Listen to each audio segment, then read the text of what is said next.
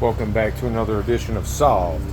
Today we're working on a 2009 Chevy Aveo, and we'll be replacing this thermostat housing right here. Complete assembly with the thermostat itself. A few things to disconnect, and let's get underway. Of course, you want to make sure you have a good light source and just a few basic tools you'll need. Power ratchet or hand ratchet with a 10mm. This one happens to be magnetic, so it can capture all the bolts that you'll be taking off. 4 of these 10mm bolts rather. Then you have a pick tool to help get the hoses off, which we'll get to in a moment, and you'll see what this is used for in just a moment. Let's get to it. First thing we want to do is disconnect all your pigtail connectors. One here, one here, one here. Okay, so now that we've had these 2 connection points right here, I just want to make note I did disconnect the intake and the exhaust cam sensor pigtails, and I move them to the side here just so you can get a bird's eye view of what we're going to do here. Now you have your coolant line here.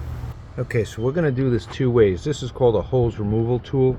What you can do is simply remove the coupler there that holds it on, put that to the side, and then this just lifts straight up. Just like that. A little fluid may come out, so make sure you have your catch pan underneath. By the way, you'll want to drain the radiator, which is very difficult to see over here, so I apologize. It is on the driver's side, and it's on the side over here on the bottom. Back to over here, I want to point out that while this hose still may be good, we purchased a replacement hose, and that hose goes all the way over here, and that's what we're going to replace. For now, we're going to disconnect the air intake hose. Okay, so right here you have a 6mm for the air intake hose, and once you set that aside, you'll see that the throttle body is exposed. So you want to stuff a rag in there because the coolant hose is right here. You want to make sure nothing spills into there. That would be bad. Okay, I stand corrected. The hose actually goes along this side, and then you have a hose clamp right there. And you can either use, zooming out, you can either use an angled plier or a straight plier. I'm going to use the angled one. Now, once you have it all out, you can gently negotiate it out of its seated position and then do the reverse to get it back in. The new one is on now on the left. Don't forget to move this clamp from here to the new one. Now that you have the new line threaded in, we're going to leave it just hanging over here so that we can work on this. Next is the 4 10mm bolts, 2 up top, 2 underneath. Again, after you're done draining the radiator, make sure you move the catch can underneath. You're going to remove also this 8mm, and then on this vehicle, looks like somebody already replaced this hose clamp. So what I'm going to do is use the back of a 1/4-inch drive socket as the tool, and that's how we're going to get it loose. Also, you can see down there on the other one, this has already been worked on. Looks like there's a finger clamp over there. I actually chose to use a flat blade screwdriver to get off this clamp instead of an 8mm, and this is where your pick tool comes in handy. You want to slide that underneath the hose like such, and just slide it back and forth to break the seal. When you remove that hose, make sure that catch pan is underneath because there will be fluid coming out underneath. Now we're going to get to the back hoses and then do the 10mm. Again, with the same process, you want to make sure that you get it underneath and then work it back and forth so that you break the seal and you don't tear at the hoses. Be careful because this can be a sharp end. You don't want to tear through it. You don't want to poke through it. You just gently go back and forth. Now we take off the 4 10mm.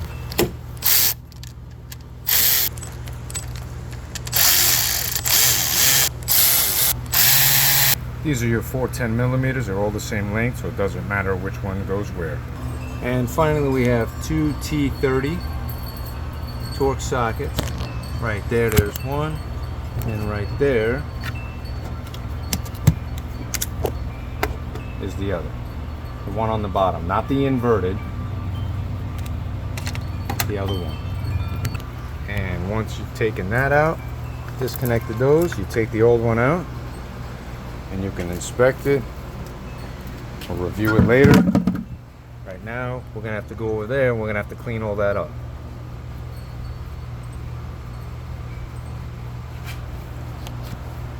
Good way to clean it up is to use a hand scraper, either a short one or a long one, or just a old school razor.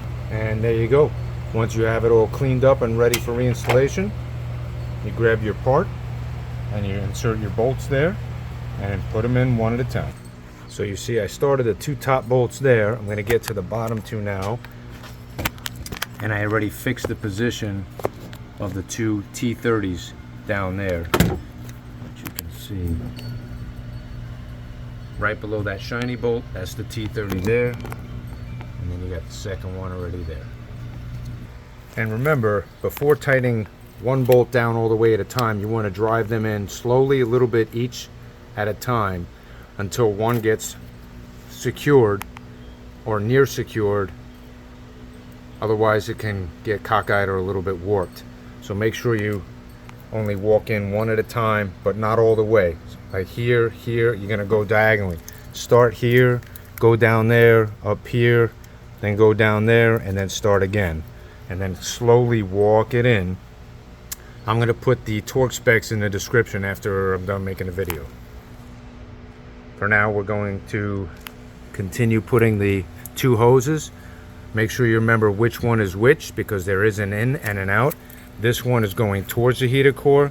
This one on the bottom is coming from the heater core. Now the case may not be where you have this kind of clamp where there's a square drive and you have to use a 1/4 inch socket. I happen to be using a 13 millimeter deep. And what you do is you put the other side,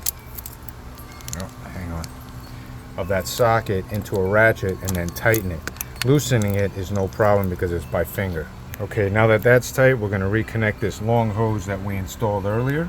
I should have mentioned you can put a little bit of dielectric jelly or some kind of jelly on there and it'll go in a lot easier. Otherwise it's a little bit of a bear.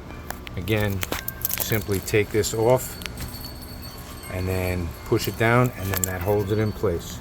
Now to your electrical connect. Okay, so a little bit of oops here by the manufacturer, and I'm kind of glad it happened. I removed this clip here because this here sensor was facing down and I could not connect the pigtail connector. So once again, you got to make sure it's correct. It would have been easier to examine that and confirm it while I was outside. But anyway, this clip comes straight up. Then you take this out, flip it upside down 180, and then put it back in, and then reinsert the clip.